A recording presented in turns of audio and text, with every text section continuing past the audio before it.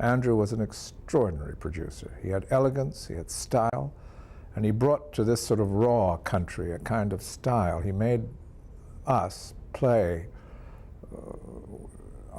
with a sort of stature that it was on another plane.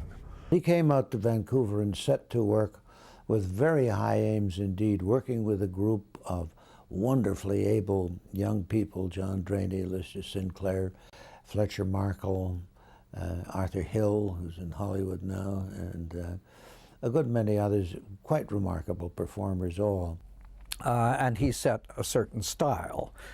Andrew was very much a stylist and a classicist.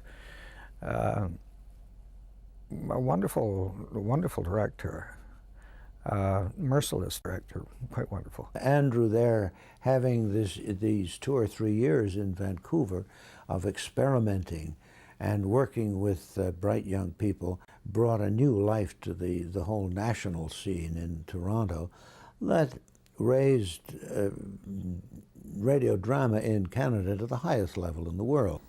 People watched, listened to the stage series. They felt they would miss something if they hadn't.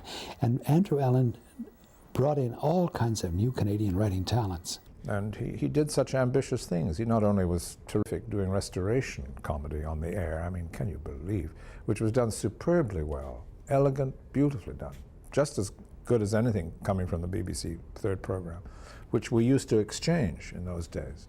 We did an exchange with the BBC Third, and he'd go over there, and Val Gielgud would come over here and direct. And then at the same time, he encouraged original writing and and actually nurtured these writers.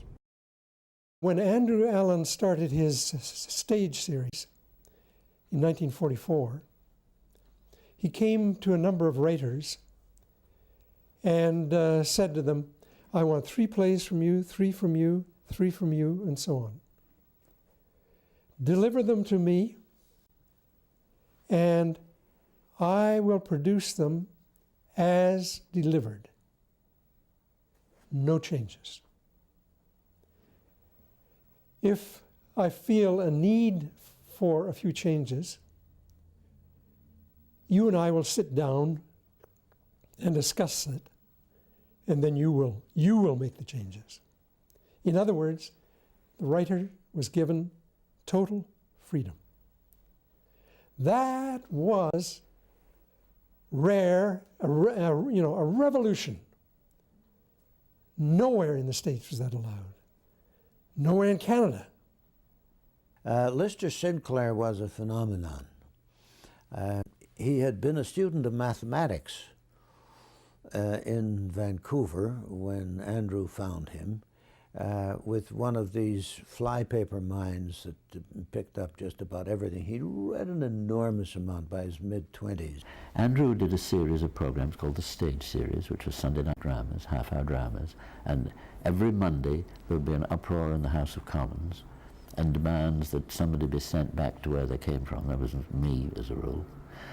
Len Peterson was also, they were trying to get him sent back to where he came from, which was Regina.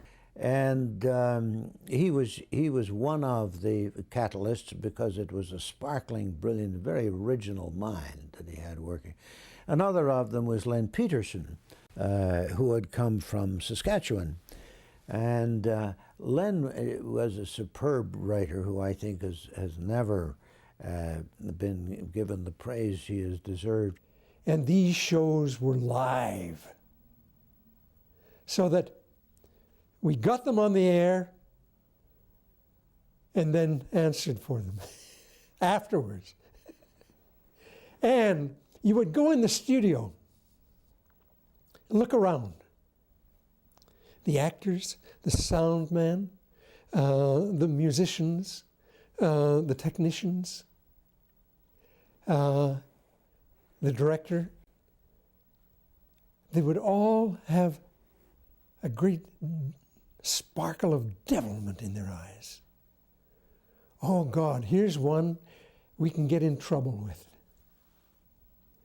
You have no idea the zing that put in all the performers.